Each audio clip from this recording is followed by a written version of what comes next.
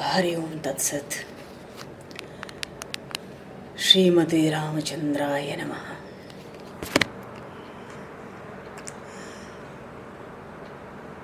नमः परमहंसाय स्वादित चरण कमल चिन्मकरंदाय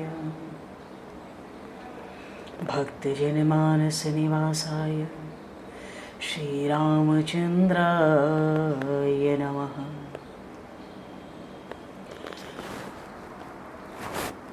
वागीशायस्य वदने लक्ष्मीर्यस्य च वक्षसि यस्तास्ते हृदये संविततं नरसिंहं भजे। विश्वसर्गविसर्गादि नवलक्षणलक्षितं श्रीकृष्णाख्यं परं धाम जगद्धाम नमामि ते। प्रह्लाद नारद पराशर पुंडरीक व्यासे अम्बरीश शकुशौनक भीष्मदाल्भ्यान् रुकुमाङ्गदे अर्जुन वसिष्ठ विभीषणादीन् एतानहं परं भागवतान् नमाम्यहम्। वाञ्छाकल्पतरुभ्यश्च कृपासिन्धुभ्यैव च पतितानां पावनेभ्यो वैष्णवेभ्यो नमो नमः। सीतानाथसमारम्भां श्रीरामानन्दार्यमध्यमाम् अस्मदाचार्यपर्यन्तां वन्दे गुरुपरम्पराम्।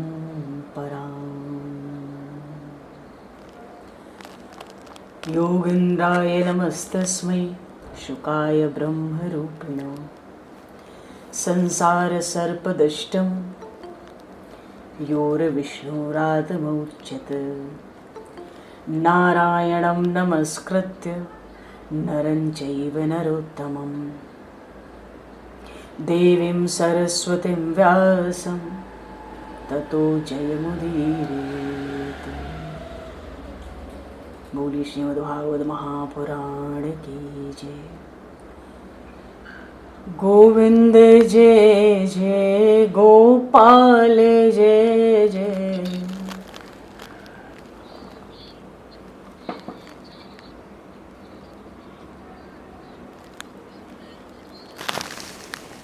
गोविंद जय जय गोपाल जय जय।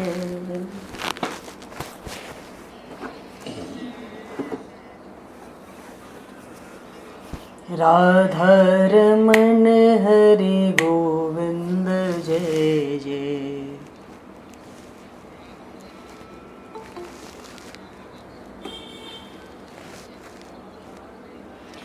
राधा रमण हरि गोविंद जय जय।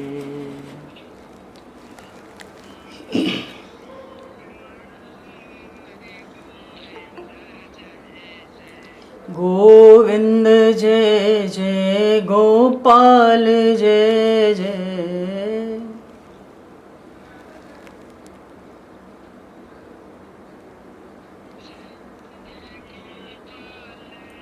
गोविंद जय जय गोपाल जय जय।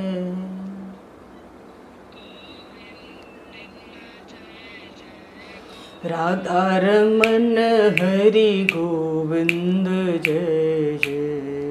राधा रमण हरि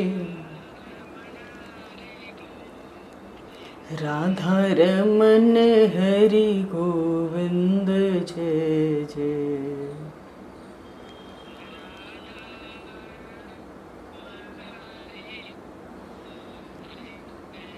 श्री राम जय जय ऋषिकेश जय जय।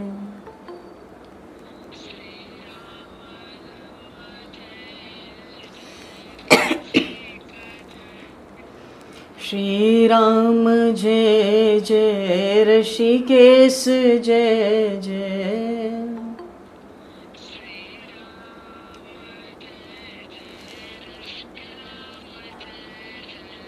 सीतारमण राम रघुनाथ जय जय।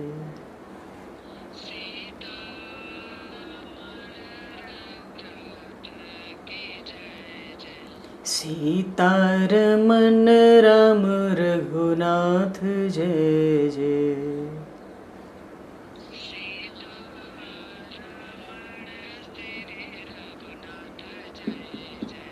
गोविंद जय जय गोपाल जय जय।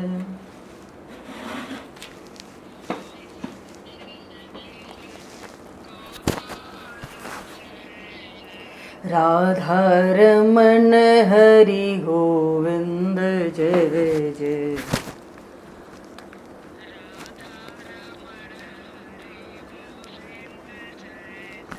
राधा रमण हरि गोविंद जय जय।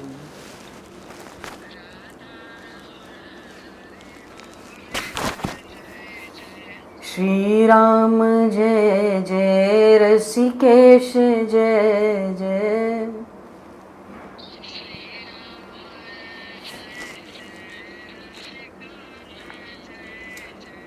श्री राम जय जय ऋषिकेश जय जय।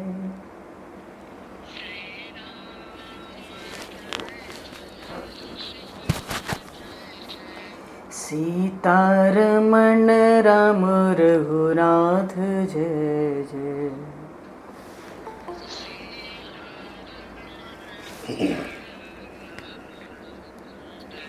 सीतारमण राम रघुनाथ जय जय।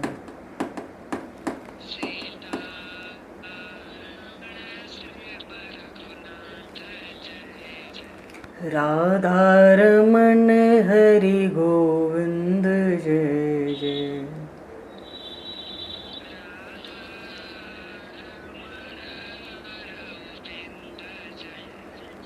सीतारमण राम रघुनाथ जय जय।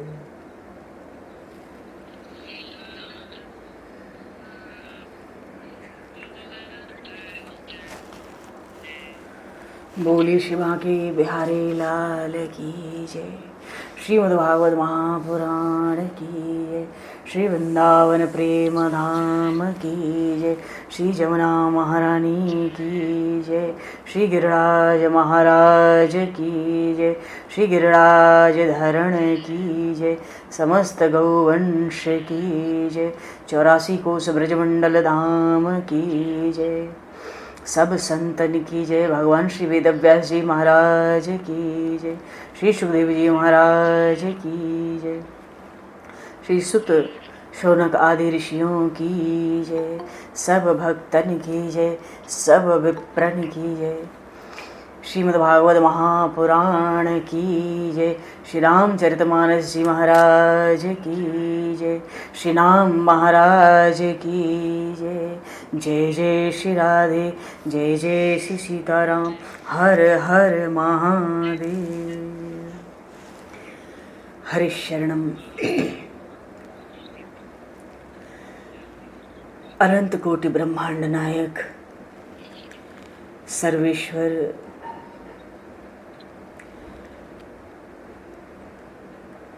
पूर्ण परात्पर ब्रह्म सच्चिदानंद ब्रह्म भगवान श्री राधा माधव असंख्य कल्याण गुणगण लय भक्त वांछा कल्पतरु शरणागत वत्सल भक्त वत्सल दीन बंधु दया सिंधु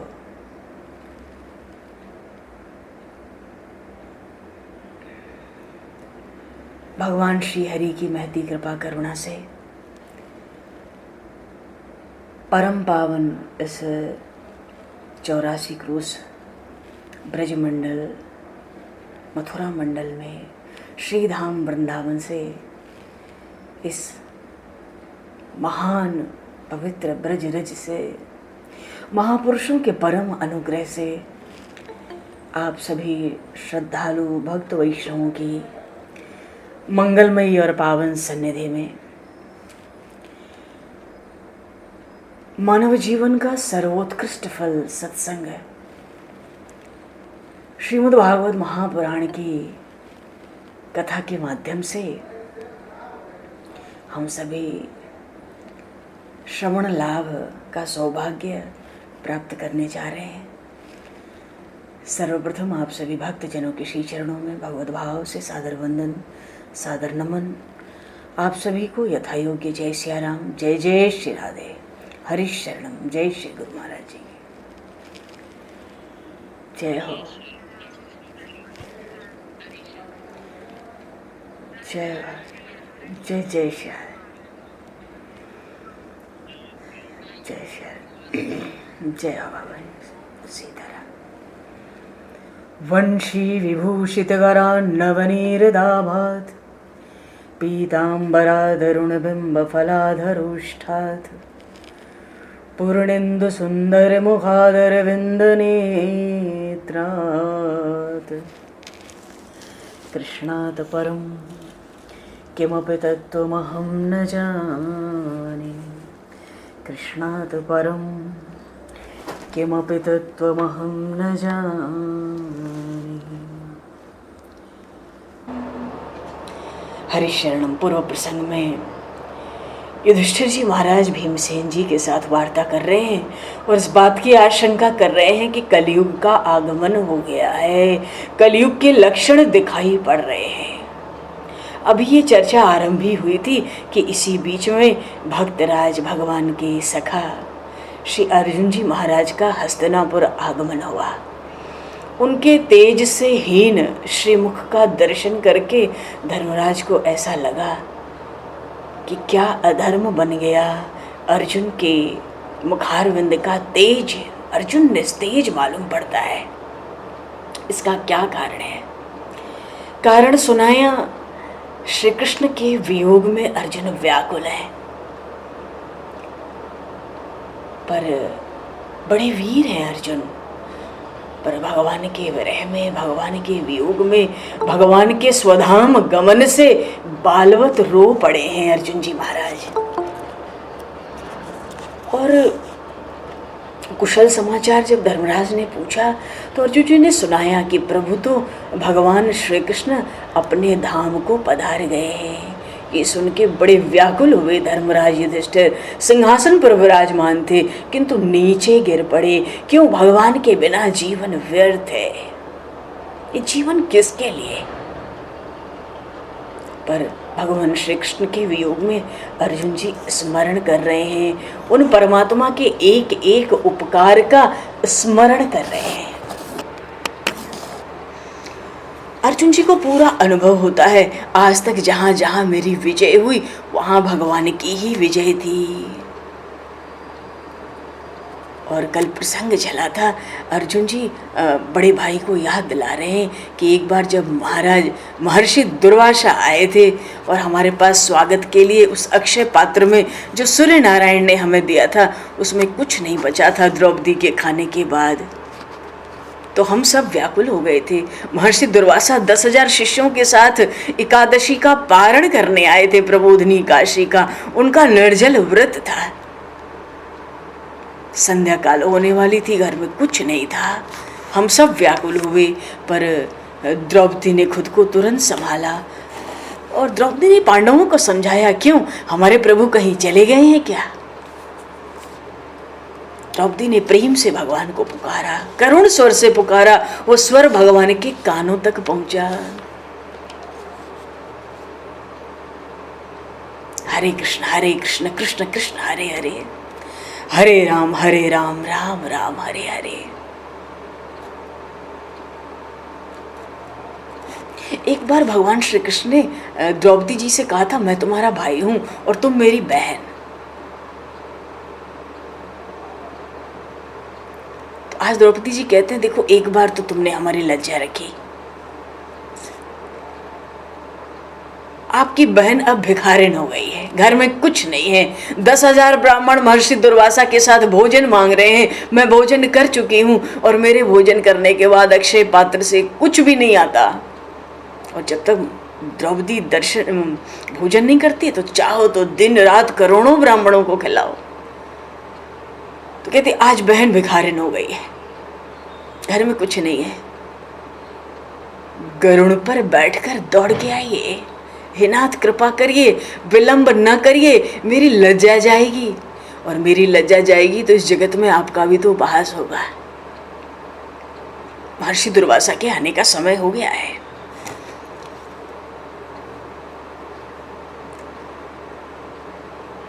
उनको पता चला दुर्वासा जी का स्वभाव बड़ा क्रोध का है, तो भगवान से मन ही मन मनाती हैं, हे द्वारिकानाथ, उन दुर्वासा जी के आने से पहले आप आ जाओ। मैं उन दुर्वासा ऋषि को कैसे मुंह दिखाऊंगी, रसोई का काम तो हमारा ही है। आप आकर दुर्वासा ऋषि को समझा दो, हमारे पास घर में अभी कुछ नहीं है। सो आप कृपा करो तो बात बन सकती है, नहीं तो बात बनेगी नहीं।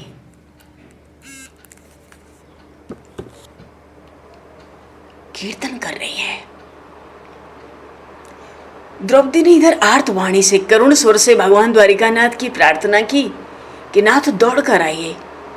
देखो, प्रेम से कीर्तन करते हुए जो भगवान को पुकारते हैं, प्रभु उनकी पुकार जरूर सुन लेते हैं। प्रभु एकदम जाग उठे। उस समय भगवान द्वारिका में थे। रुक्मिणी महारानी भगवान की सेवा में स्वर्ण के मणिमय थाल में सरस मेवा लेकर आई थी।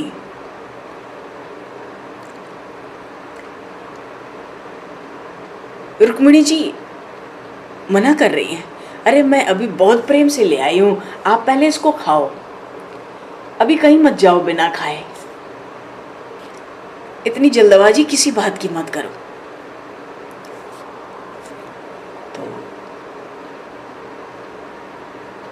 इतने प्रेम से द्रौपदी कीर्तन कर रही थी, द्वारिकानाथ की आंखें भीग गई प्रेम से। रुक्मिणी जी पूछ रही हैं, आपको क्या हो गया? प्रभु ने कहा, द्रौपदी मुझे पुकार रही है। पांडव बहुत दुखी हैं, भगवान कह रहे हैं। रुक्मिणी जी कहती है, मैंने सुना है पांडव वन में गए और आपको जाना है तो आप अवश्य पधारो, पर ये मेवा खाकर जाइए। लेकिन देखो ना, जब वैष्णव दुखी होते हैं तब प्रभु को भोजन का ध्यान नहीं रहता। वो रुक्मिणी जी से बातें करने के लिए भी नहीं रुकते, प्रभु दौड़ने लगे।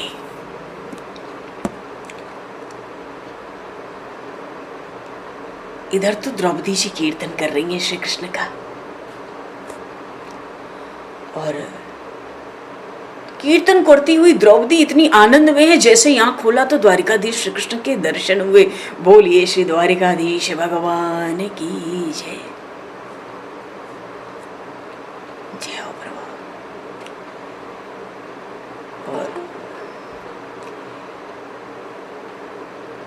और उस समय भगवान का दर्शन किया और ध्यान में क्या देखती है, श्री कृष्ण रुक्मिणी जी के साथ महल में विराज रहे हैं। रुक्मिणी जी भोजन लेने का आग्रह कर रही हैं, पर प्रभु तो मेरे लिए दौड़ रहे हैं। आज मैंने उनके भोजन में विक्षेप डाला है, वे भोजन की तैयारी में लगी थी, मैंने प्रभु को बड़ा त्रास दिया। आज भगवान मेरे लिए दौड़े दौड़े आ रहे हैं। और भगवान ने जैसे आंख खोला, भगवान के मुख से सुनाई पड़ा, द्रौपदी।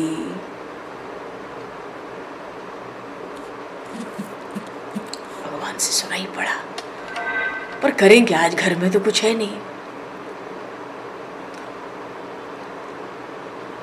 द्वारिकानाथ सामने है, द्रौपदी को उनकी ओर देखने का साहस भी नहीं हो रहा है।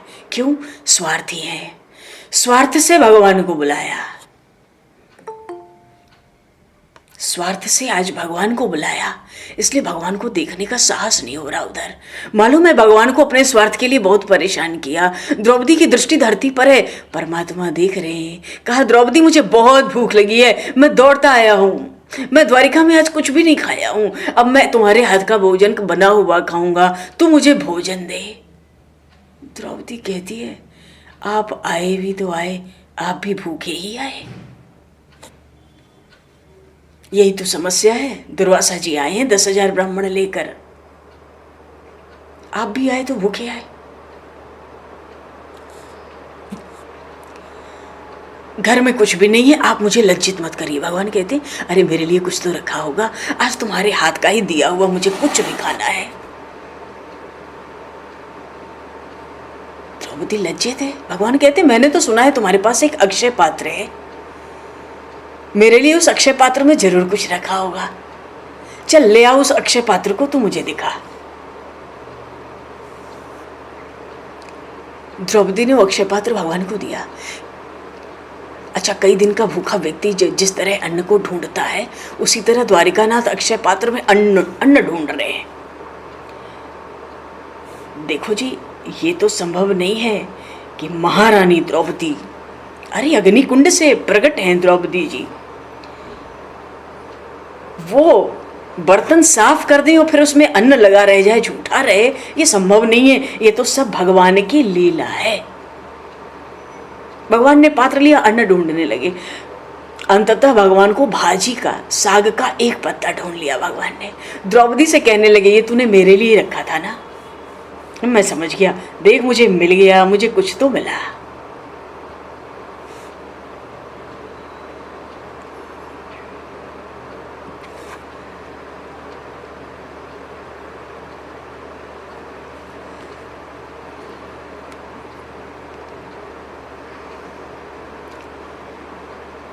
भगवान तो संकल्प कर लिए, तूने ये जो मेरे लिए रखा था, ये भाजी का पत्ता सर्व जीवों को तृप्त करेगा। 3 लोक अनंत ब्रह्मांड में अब कोई भूखा नहीं रहेगा। भगवान श्री कृष्ण सर्व के अंतर्यामी है, सबकी आत्मा है। जो भगवान को प्रसन्न करता है वो जगत को प्रसन्न करता है। जो भगवान को भोजन कराता है वो सारे संसार को भोजन कराने का पुण्य प्राप्त करता है।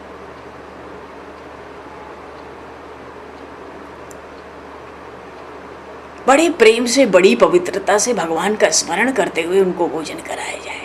धन्य है ऐसे प्रेमी भगत जन जो एकांत में प्रभु को मनाते हैं। और भगवान की आदत भी ऐसी है, कोई लाड़ करे, मनावन करे तो थोड़ा सा भोजन करते हैं। यशोदा मैया भी जब बहुत मनाती है ना, तब प्रभु थोड़ा सा भोजन करते हैं।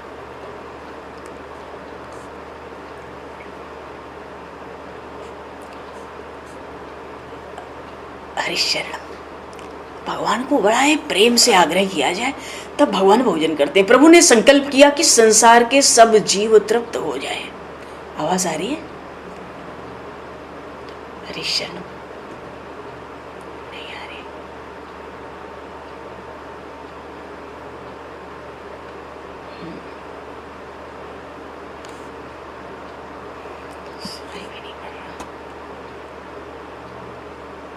आवाज आ रही है जी?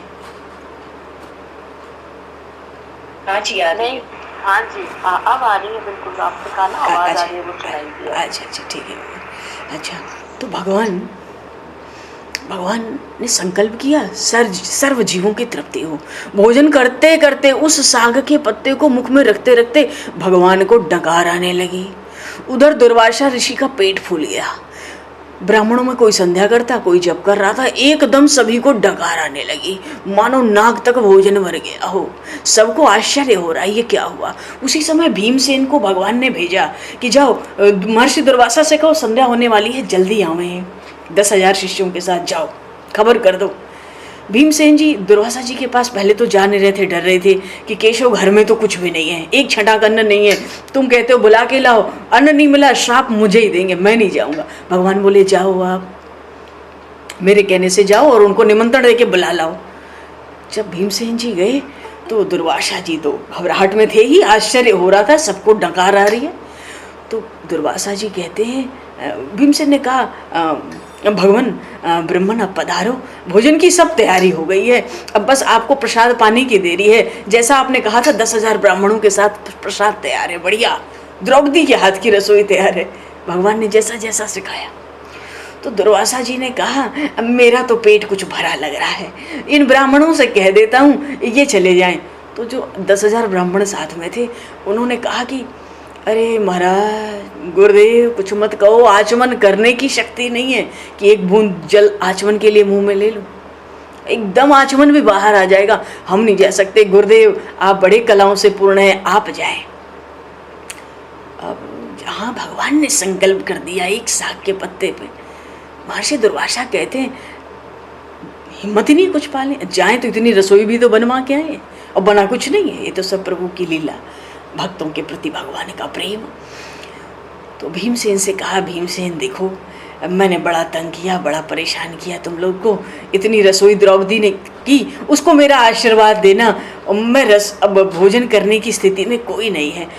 भीमसेन बोले महाराज इतना अन्न बेकार जाएगा, अब संध्या के समय तो कोई साधु ब्राह्मण सन्यासी खाएगा नहीं, हम भी खाएंगे नहीं, इतना कुछ बना हुआ बर्बाद होगा। तो दुर्वासा जी बोले द्वारिकाधीश आए हैं क्या?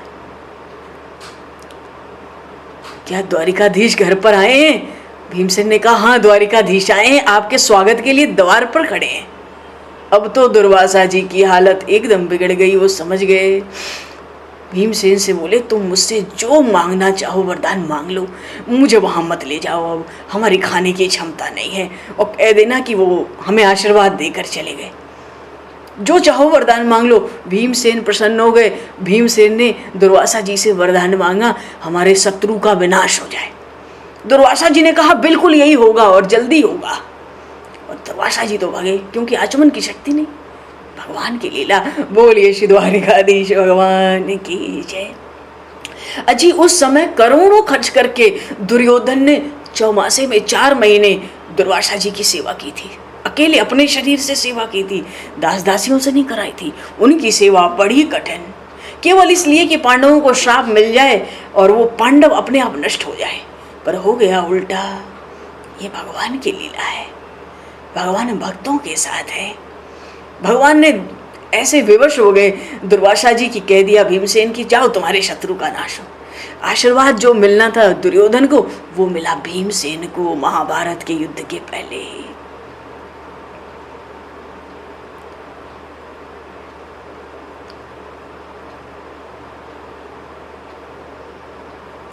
दुर्वासा जी को मालूम चढ़ गया था जब से द्वारिकाधीश आए हैं तभी से मेरे पेट की स्थिति बिगड़ी है। भीमसेन तो कह रहे थे वो आप तो उनके गुरु हैं, और द्वारिकाधीश कहते हैं आज मैं गुरु जी को अपने हाथ से भोजन परसूंगा। दुर्वासा जी कहते हैं मैं उनका गुरु नहीं हूँ, वो मेरे गुरु हैं, वे सबके गुरु के बाप हैं, श्री कृष्ण जगत गुरु हैं, कृष्णम वंदे जगत गुरु। अन्न खाया 4 महीने दुर्योधन का। दुर्वासा जी कहते मैंने भूल की, कभी ध्यान में उसके पास रह के तन्मयता नहीं आई, संध्या गायत्री करते समय हृदय नहीं पिघलता, वो पाप का अन्न था। आपके घर में बिना खाए ही तृप्त हो गया। पांडवों का संयम, सदाचार, सरलता, उनके अंदर जो साधु संतों के लिए सद्भाव है या अनन्य कृष्ण भक्ति है, उसको देखकर दुर्वासा जी प्रसन्न हुए, बड़ी जय जयकार हुई। सेवा की दुर्योधन ने आशीर्वाद मिला पांडवों को। और वैसे भी दुर्वासा जी तो भगवान को अम्बरीश जी महाराज के प्रसंग से कभी भूलते ही नहीं है, उन्होंने खूब दौड़ाया था। चलो जी, देखो जब सुख भोगने की इच्छा हमारी बढ़ती है ना तो भक्ति बिगड़ती है। सुख भोगने की इच्छा भक्ति को छिन्न भिन्न कर देती है, पर दूसरों को सुखी करने की वासना भक्ति को पुष्ट करती है। पर ये जो दुर्वासना है ना, अपने को सुखी करना, अपने शरीर को आराम पहुंचना, इस दुर्वासना का नाश तो भगवान ही कर सकते हैं। दुर्वासना से भगवान ही मुक्त कर सकते हैं। जीव में शक्ति नहीं है कि हम अपनी वासना को नष्ट कर सकें। चाहे हम कितना भी संयम करें, जितना संयम करेंगे वासना उतनी तीव्र हो जाती है। हमारी बुद्धिमानी, सयानापन ज़्यादा समय नहीं रहता। वासना के नाम से तो प्रभु ही मुक्त करा सकते हैं। जिन्होंने भगवान के चरणों का आश्रय ले लिया वो ही वासना से बच पाए। भाजी का एक पत्ता खाकर जिन्होंने जगत को तृप्त किया, उन्हीं परमात्मा, उन्हीं भगवान का अर्जुन जी स्मरण कर रहे हैं। उनकी लीलाओं का स्मरण करते करते अर्जुन जी तन्मय हो गए हैं। सारी रात भगवान के गुणगान में बीत गई। प्रातः काल हुआ, युधिष्ठिर जी ने परीक्षित जी को बुलाया और कहा कि आज से तुम राजा हो। परीक्षित का राज्याभिषेक हो गया। 5 पांडव द्रौपदी के साथ हिमालय के लिए प्रयाण कर गए। यह है पांडवों का स्वर्गारोहण। अच्छा, हस्तिनापुर छोड़ते समय महाराज युधिष्ठिर आंख होने पर भी किसी की ओर नहीं देखते, कान होने पर भी किसी की बात नहीं सुनते। हस्तिनापुर की प्रजा बार बार उनको प्रणाम कर रही है। प्रजा सोचती है ऐसे राजा थे न होंगे, इनके राज्य में हम बहुत सुखी हुए। पर धर्मराज अब किसी को देखते नहीं, किसी को सुनते नहीं। हिमालय में पांडव गए। सबसे पहले केदारनाथ की पूजा की। क्यों? जीव और शिव का अंतिम मिलन वहां होता है। जीव और शिव का। केदारनाथ में ऐसी मर्यादा है कि शिव जी की पूजा के बाद स्त्री हो या पुरुष सभी शिव जी को आलिंगन करते हैं। जीव और ईश्वर का वहां मिलन होता है साक्षात। अजी वहां जीव भाव दूर हो जाता है। केदारनाथ से ऊपर जाओ तो निर्वाण पथ आता है, उसको महापुरुष सतपथ कहते हैं। पांडवों ने वो जीव भाव छोड़ दिया और उसी पथ पर चल दिए। 4 पांडव शरीर छोड़कर प्रभु के धाम में चले गए। अकेले धर्मराज सदेह धाम में गए। सदेह धाम में धर्मराज अकेले गए, युधिष्ठिर जी। और 4 पांडव शरीर से, या द्रौपदी कोई शरीर से धाम नहीं गया। महाराज युधिष्ठिर सदेह धाम गए। देखो, वेदांत कहता है ज्योति में ज्योति मिलती है, आत्मा परमात्मा में मिल जाती है। पर भक्ति में ऐसी शक्ति है कि जो निरंतर भक्ति करता है ना, उसका शरीर भी दिव्य हो जाता है। वो उसी दिव्य शरीर के साथ परमात्मा से मिल जाता है। अकेले धर्मराज देह धाम में गए। मीराबाई देखो सदेह गई। श्री तुकाराम जी महाराज की समाधि नहीं है, श्री तुकाराम जी महाराज का श्राद्ध नहीं है। अरे जिसने शरीर छोड़ा ही नहीं उसका श्राद्ध क्या होगा। श्री तुकाराम महाराज तो विठलनाथ जी की भक्ति करते करते सशरीर बैकुंठ धाम चले गए। मीराबाई जी सदेह द्वारिका नाथ में समाविष्ट हो गई। मीराबाई जी के श्रीअंग का किसी को स्पर्श नहीं हुआ, अग्नि संस्कार नहीं हुआ, जल संस्कार भी नहीं हुआ, द्वारिका नाथ में समा गई। मीराबाई जी का चरित्र अत्यंत दिव्य है। पांडव प्रभु के धाम में गए हैं। पांडवों की मरण की ये कथा नहीं है, ये प्रयाण की कथा है। मरण और प्रयाण में बहुत फर्क है। स्नान नहीं, संध्या नहीं, अपवित्र अवस्था में हाय हाय करके जो प्राण छोड़ता है उसका मरण होता है, ऐसा कहा जाता है।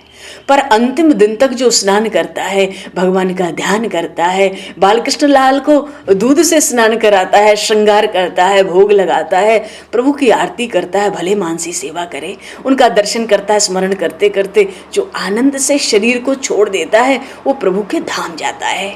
वो मरा नहीं है, वो अमर हो गया है। पांडवों का मरण मंगलमय हुआ। पांडव प्रभु के धाम में गए। बोलिए श्री भक्त वत्सल भगवान की जय। आगे के प्रसंग में आगे के प्रसंग में प्रथम स्कंद का 16वां अध्याय में परीक्षित जी को शाप मिला और सुखदेव जी का आगमन हुआ है। ततः परीक्षित द्विजवर्य शिक्षया मही महाभागवतः सस्वाहा। 16वें अध्याय से परीक्षित जी का चरित्र आरंभ होता है। भाई परीक्षित जी आएंगे तभी तो कथा आरंभ होगी, तब तो सुखदेव जी आएंगे। परीक्षित जी राज्य कर रहे हैं हस्तिनापुर का। उन्होंने सुना कि मेरे राज्य में कलयुग का प्रवेश हुआ है, तब उन्होंने कलयुग को सजा दी। पांडव तो कलयुग की बात सुनकर, उसके प्रवेश की बात सुनकर हिमालय चले गए। पर धन्य है परीक्षित जिन्होंने उस कली को सजा दी। कलयुग चाहता था किसी तरह, बड़ी इच्छा थी उसकी कि राजा के शरीर में मैं प्रवेश कर जाऊं। क्यों? राजा बिगड़ेंगे तो प्रजा बिगड़ेगी ही। जब आचार बिगड़ता है तब विचार भी बिगड़ता है, और आचार विचार जब दोनों बिगड़ जाते तब घर में कलयुग का प्रवेश होता है। जिसका पानी बिगड़ता है उसकी वाणी भी बिगड़ती है, जिसका पानी अपवित्र होगा उसका वीर्य भी बिगड़ता है, जीवन बिगड़ता है, अन्न बिगड़ता है तो मन भी बिगड़ता है। पवित्र अन्न पेट में जाता है तो मन पवित्र होता है।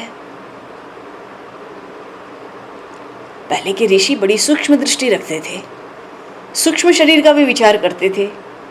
जिसका स्थूल ये 3.5 हाथ का शरीर बिगड़ेगा तो सूक्ष्म शरीर भी बिगड़ेगा। देखो, जहाँ सदाचार नहीं है वहाँ बुद्धि में सद्विचार टिकेगा ही नहीं। पर राजा परीक्षित का जीवन बहुत पवित्र था। महाभारत का जो वन पर्व है ना, उसमें कथा है। क्या कथा है? नल राजा के पीछे कलयुग पड़ा। नल दमयंती की कथा में नल राजा, क्योंकि कलयुग चाहता था दमयंती के स्वयंवर में दमयंती मुझे मिले, पर दमयंती की जो निष्ठा थी, श्रद्धा थी, वो राजा नल में थी। उसने स्वयंवर में सब देवताओं को छोड़कर, सब देवता आए उसके वरण के लिए, सबको त्याग कर राजा नल का वरण किया।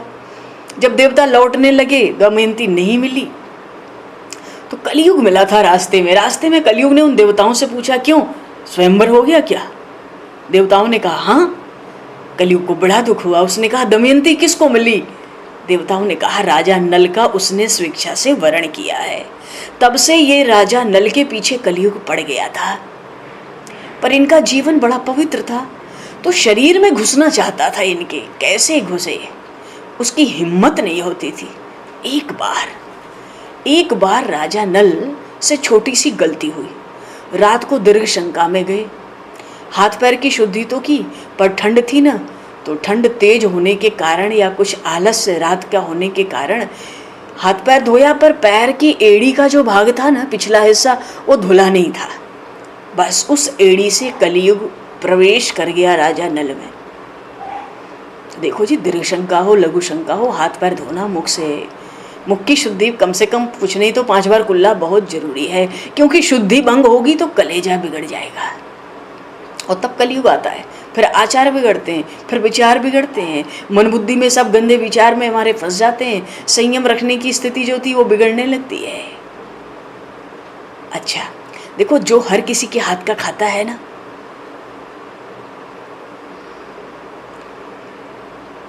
उसका जीवन पवित्र नहीं बीत सकता। मन को मर्यादा में हम रखें तो मन बिगड़ता नहीं है। जो धर्म की मर्यादा भंग करता है उसका मन अपवित्र हो जाता है। और सनातन धर्म तो कहता है सदाचार की मर्यादा कभी न छोड़िए। महाराज परीक्षित का जीवन बहुत शुद्ध था। देखो, कलयुग और परीक्षित की भेंट हुई। सरस्वती नदी का पूर्व प्रवाह और गंगा नदी का उत्तर प्रवाह बहुत उत्तम माना गया है। इसलिए काशी में जो गंगा जी है ना, वो उत्तर वाहिनी है। काशी का महात्म्य अत्यधिक है।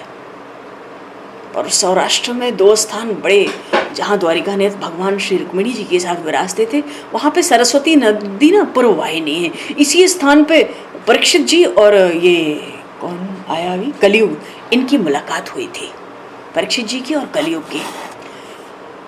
तो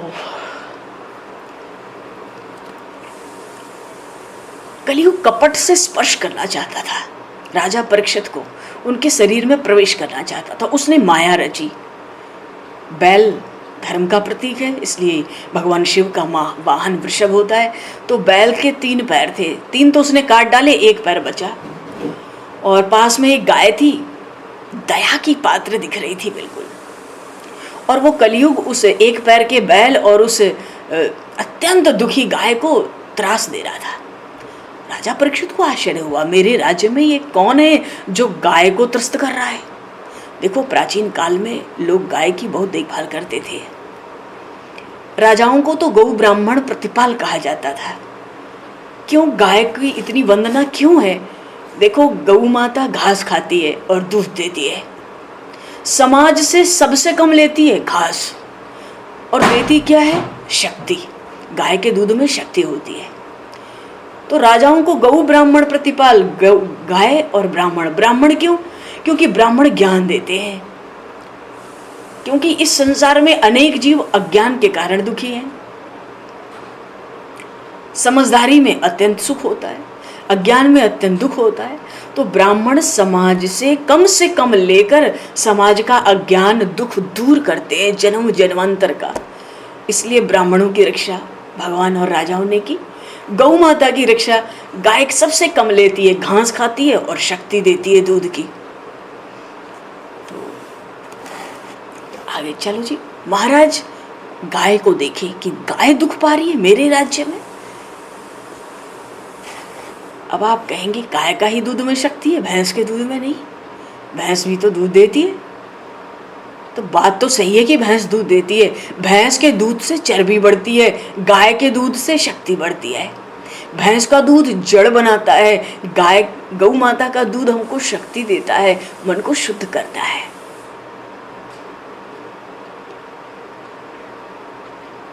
कई लोग गाय का छोड़ के भैंस का दूध लेते हैं, गाढ़ा होगा। भैंस का दूध पीने से ना बुद्धि भैंस के बच्चे जैसी हो जाती है। भैंस का बच्चा जड़ बुद्धि वाला है। घर में भगवान संपत्ति दे ना, धन दे, तो गाय जरूर रखना चाहिए। पर आजकल कहाँ रखते हैं? अब तो कुत्ता रखते हैं घर में, कुत्ते की सेवा करते हैं।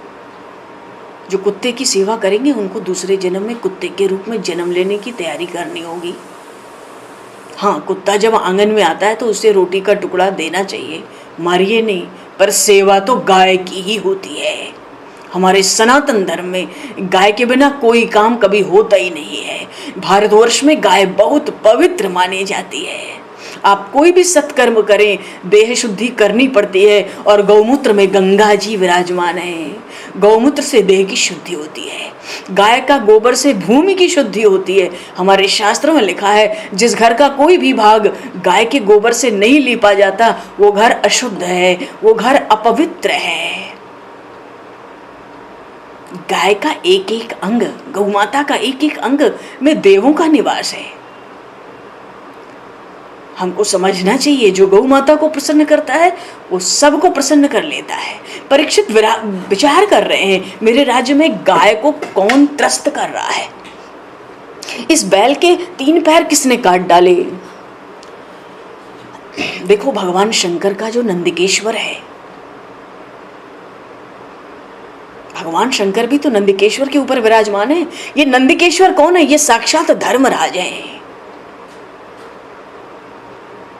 उनकी दृष्टि शिव जी में है, परीक्षित की। शिव जी के सिर पे गंगा है। शिव जी ज्ञान स्वरूप है, धर्म का आधार रखते हैं, बुद्धि में ज्ञान प्रकट करते हैं। धर्म का स्वरूप 4 है, सत्य, तप, पवित्रता और दया। धर्म का पहला अंग है सत्य, दूसरा है पवित्रता, तीसरा है तप, और चौथा अंग है दया। जीवन में सुख दुख, मान अपमान जैसा भी प्रसंग आ जाए, हम धर्म को ना छोड़ें। क्यों? धर्म मृत्यु के बाद भी साथ जाता है। देखो जी, अभी मृत्यु के ये प्रसंग है, क्योंकि महाराज परीक्षित को भी तो श्राप मिलना बाकी है। कथा तो थोड़ी आगे होगी। धर्म का प्रथम अंग है सत्य, और सत्य है परमात्मा। सत्य के द्वारा ही जीव नर से नारायण बनता है। धर्म का दूसरा अंग है तप, तपस्या। हर रोज थोड़ा तप करना चाहिए। तप का अर्थ है दुख सहन के, दुख को सहकर भक्ति करना, ये तप है। सबसे सात्विक, सबसे शुद्ध तप है कि दुख को सहना और भक्ति करना। भक्ति में बाधाएं हों फिर भी भक्ति करना। इसलिए हर रोज थोड़ा तप हमको करना चाहिए। सत्य, तप, पवित्रता से रहना बड़ा आवश्यक है, नहीं तो वहीं कलयुग का प्रवेश हो जाता है। बहुत सुख भोगेंगे तो तन मन दोनों बिगड़ जाएंगे, ध्यान रखना। इसलिए बुद्धि से, विवेक से दुख को सहन करना और भक्ति भगवान की करना, यही तप है, यही तप का स्वरूप है। धर्म का तीसरा अंग है पवित्रता। कलयुग बैल और गाय को त्रास दे रहा है, महाराज परीक्षित देख रहे हैं। मन को पवित्र रखना चाहिए। मरने के बाद ये मन साथ जाता है, ध्यान रखना। धर्म साथ जाता है, मन साथ जाता है, इसलिए इनको पवित्र रखना है, मन को संभालना है। और धर्म का चौथा अंग है दया। उदार होकर दूसरों को, सबको, भगवान ने कुछ धन दिया हो तो भोजन कराना चाहिए। अन्न का दान, भगवान का नाम, ज्ञान का दान, खिलाकर ही खाएं, बिना किसी को खिलाएं खाएं ही ना, कम से कम इतना नियम बना ले। अब कहीं हमारे पास गाय नहीं आती, साधु ब्राह्मण नहीं आते, वैसे अरे चींटियों को डाल दो, कीड़े मकोड़े को डाल दो, गाय की भावना से कहीं कुछ रख दो, किसी को खिलाकर खाओ, बिना खिलाए मुख में अन्न नहीं डालना चाहिए। सतयुग में धर्म परिपूर्ण था, त्रेता में धर्म का दूसरा पैर नहीं था, कलयुग में तो तीसरा 3 पैर कट गए। तो कलयुग में न सत्य का दर्शन हो रहा है, न तप हो रहा है, न पवित्रता है। जो कुछ बचा है वही दान दया है, इसी पर धर्म टिका है। परीक्षित को आश्चर्य है। राजा परीक्षित को धर्म रूपी बैल से पूछा, तुम्हारे 3 पैर किसने काट डाले? मैं उसको सजा दूंगा। ध्यान से सुनना। वो बैल धर्मराज का प्रतीक है। वो बैल क्या कहता है? परीक्षित पूछते हैं, तुम्हारे 3 पैर किसने काटे? बैल ने कहा, राजन, कौन दुख दे रहा है, इसका निर्णय अभी तक ठीक से नहीं हो रहा है। क्यों?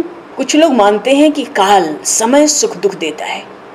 12 वर्ष के बाद जीवन में कुछ परिवर्तन अवश्य आता ही है, क्योंकि ये जो समय है ना, काल किसी को भी एक स्थिति में नहीं रहने देता, एक स्वरूप में, एक स्थान पर रहने नहीं देता।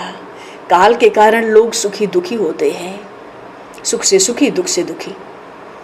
पर महाराज आपसे क्या कहूं, कोई काल, कोई कहता है कर्म, सुख दुख का कारण कर्म है। कोई कहता है कि काल नहीं, कर्म नहीं, सुख दुख का कारण तो अपना स्वभाव है। जिसका स्वभाव ठंडा है, जहां जाता है ठंडक होती है। जिसका स्वभाव तेज है, जहां जाता है ना, अशांति हो जाती है। उसको भी जरा चैन नहीं मिलता, जहां जाता है वहां भी चैन नहीं मिलेगा। भीतर शांति होती है ना, तो स्वभाव सरल होता है। सरल स्वभाव का व्यक्ति जहां जाता है उसको शांति मिलती है। कई लोग इच्छा के अनुसार खाना न बना हो तो परेशान होते हैं। नमक कम पड़ रहा हो, दाल ठंडी हो रही हो। अरे दाल ठंडी हो गई तो हो जाने दो, तुम भी ठंडे होकर राम राम करके खा लो, क्या हर्ज है? हर रोज तो गरम गरम दाल खाते हो, आज एक दिन ठंडी दाल खा लो। भाव ये है, जिसका स्वभाव शांत है उसको शांति मिलेगी। जिसका अशांत है, गर्म है, स्वभाव तेज है, उसको कहीं शांति नहीं मिलती। तो सुख दुख का कारण वो धर्म बताता है बैल, काल कर्म स्वभाव, इसको मानते। अब मुझे किसके कारण दुख है मैं कैसे कहूं? अरे परीक्षित जी तो सोचने लगे, ये कैसा बैल है, ये तो बोलता है। देखो, पापी के स्मरण से भी मन में पाप आता है, और धर्म रूपी जो बैल है वो तो बोलने में बहुत चतुर है जी, धर्म ही तो सब सिखाता है। परीक्षित जी सोचते हैं तो कोई ज्ञानी है। वो समझ गए, इस गाय और बैल को त्रस्त करने वाला ये कलयुग है। कलयुग को मैं मारूंगा, आज कलयुग को मार डालूंगा। कलयुग ने तुरंत राजा परीक्षित की स्तुति करना आरंभ कर दिया। देखो, जहां स्तुति हो, हमारी आपकी किसी की, भले दिखाने के लिए हो, हमें कोई गुण ना हो, फिर भी वहां खड़े नहीं रहना चाहिए। क्योंकि जब हमको ज्ञान होगा ना, विवेक, हम अपनी निंदा को सह लेंगे। पर ज्ञान और विवेक में स्तुति सहन नहीं होती, उसको पचाना बड़ा कठिन है। कलयुग ने स्तुति करते करते परीक्षित के पैर का स्पर्श कर लिया और कहता है, मैं आपकी शरण में हूं, मुझे न मारिए। आप वीर पुरुष हैं, मैं शरणागत हूं, शरण में आए को कोई नहीं मार सकता, मैं आपकी शरण में हूं। और जैसे ही कलयुग ने छुआ, परीक्षित ने तलवार निकाल ली। क्योंकि कलयुग ने छू दिया ना, तो थोड़ी तो बुद्धि बिगड़ ही गई छूते ही। देखो, अति पापी कोई हो, अति कामी कोई हो, उसका स्पर्श भी शरीर को हो जाए ना, तो उसके शरीर के परमाणु अंदर आ जाते हैं। एक चीज लिख लो, बिना किसी कारण के किसी के शरीर को नहीं छूना चाहिए, स्पर्श नहीं करना चाहिए। अजी, हमारा शास्त्र कहता है हाथ पैर धो तब किसी को छुओ। क्यों? स्पर्श से अनेक दोष आते हैं। देखो, माता कैकेयी को राम जी में कितना प्रेम था, कहने की जरूरत नहीं है। पर मंथरा का स्पर्श हुआ ना, उस कैकेयी को बुद्धि भ्रष्ट हो गई। परीक्षित राजा कलयुग को मारने जा रहे थे, तलवार निकाले, वो स्तुति करते करते पैर छू लिया। सोचने लगे, अब मैं कलयुग को नहीं मारूंगा। पापी को मारना राजा का धर्म है, पापी को सजा मिलनी चाहिए। परंतु आज राजा को दया आ गई। चल, मैं तुझे नहीं मारता हूं, पर मेरे राज्य में तुम नहीं रह सकते। ये दया ही कलयुग का प्रभाव है। कलयुग ने कहा, कहाँ जाऊं?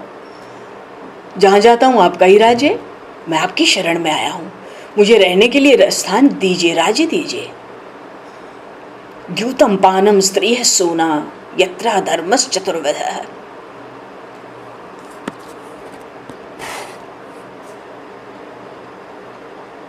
कहते हैं, जिस घर में जुए का धन आता हो तुम वहां रहो, जुए के धन में कलयुग का निवास है। सट्टा जीवन को कलंकित करता है।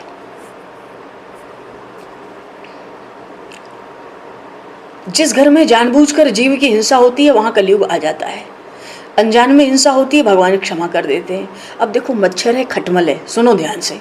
जानबूझकर मारने से घर में कलयुग निश्चित आएगा, क्योंकि उस मच्छर को, उस खटमल को नहीं पता कि वो हमारे शरीर को कष्ट दे रहा है। वो निरपराध है, वो स्वभाव से जो कर रहा है। हम जानबूझ के एक भी मच्छर, एक भी खटमल मारेंगे तो घर में कलयुग आएगा।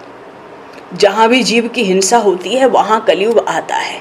और फिर प्रतिहिंसा भी तो जन्म ले लेती है।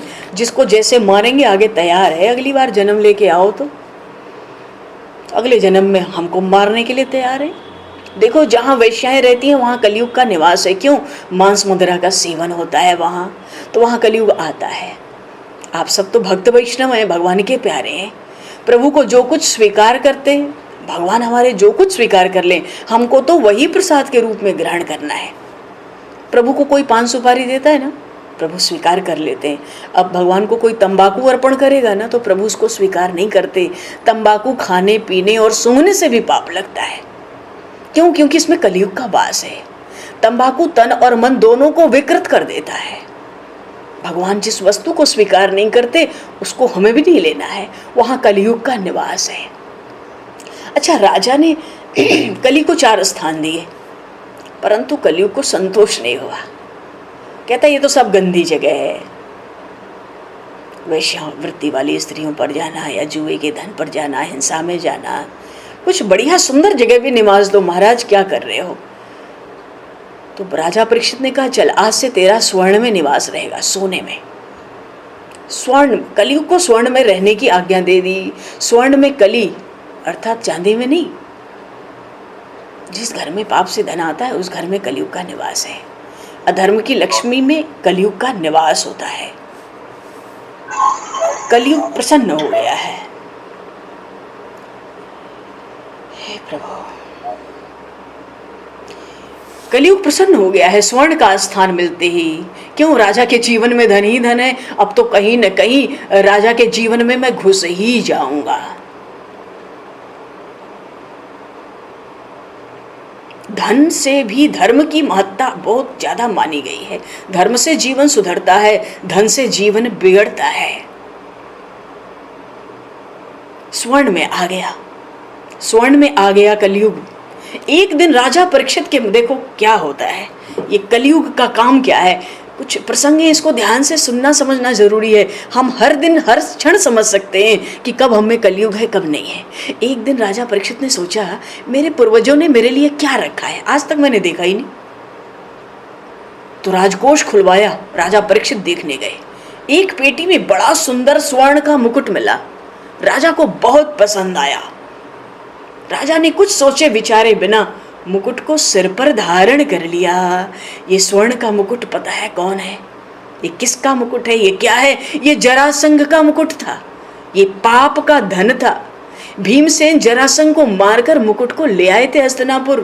धर्म की गति बड़ी सूक्ष्म है। और देखो ना, जरासंघ का जो मुकुट है, युधिष्ठिर जी सोचते थे कि मैं पहनूंगा तो उसके बुरे विचार मेरे दिमाग में आएंगे। ऐसा सोचकर धर्मराज युधिष्ठिर ने उस मुकुट को कभी पहना ही नहीं था।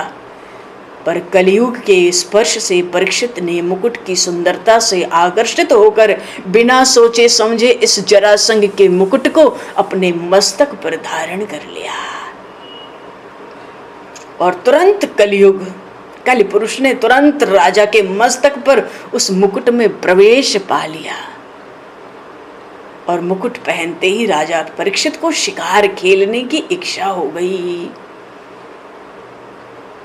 हमारा शास्त्र कहता है, शास्त्र में लिखा है, किसी भी वस्तु के उपयोग से पहले विचारिए कि वो शुद्ध है कि अशुद्ध है। क्योंकि हर वस्तु में 3 दोष है, काल का दोष, कर्ता का दोष, निमित्त का दोष। अगर अपवित्र समय में, खराब समय में कोई वस्तु आती है ना घर में, उसमें काल दोष हो जाता है। शास्त्र कहता है किसी के घर जाओ, किसी की शैया पर मत सो। अरे सो मत, हम तो कहते बैठो भी मत। सैया पर बैठने की भी जरूरत नहीं है। किसी की सैया पर शास्त्र कहता है नहीं सोना चाहिए। अगर कभी ऐसा अवसर आ जाए कि कहीं फंस गए और सोना है, आराम करना है और खाट पड़ी है, बेड पड़ा है, तो मजबूरी में अपना अपना आसन बिछाओ, कंबल बिछाओ, चादर बिछाओ और कम से कम भगवान के नाम की 5 माला जपो और तब उस सैया पर शयन करो भगवान का ध्यान करते करते। सैया इतने से पवित्र हो जाएगी, भगवान का नाम स्मरण करते करते सो जाओ। सैया में किसी ने पाप किया होगा वाणी का, मन से, वाणी से, शरीर से, तो पाप के परमाणु हमारे भीतर प्रवेश हो जाएंगे। उस समय मन भले न बिगड़े, बाद में मन बिगड़ सकता है। इसलिए सैया की, खाट की शुद्धि करने के बाद ही कहीं सैया पर सोना चाहिए। तो राजा परीक्षित ने वन में जाकर शिकार करने का विचार किया। समय को दृष्टिगत करते हुए आज यही परवाणी को विराम। वाक्य पुष्पांजलि प्रभु के श्री चरणों में सादर समर्पित और आप सभी को यथायोग जय सिया राम, जय श्री गुरु महाराज जी की हरिशरणम। गोविंद मेरो है, गोपाल मेरो है, गोविंद मेरो है, गोपाल मेरो है। श्री बांके बिहारी नंदलाल मेरो है, श्री बांके बिहारी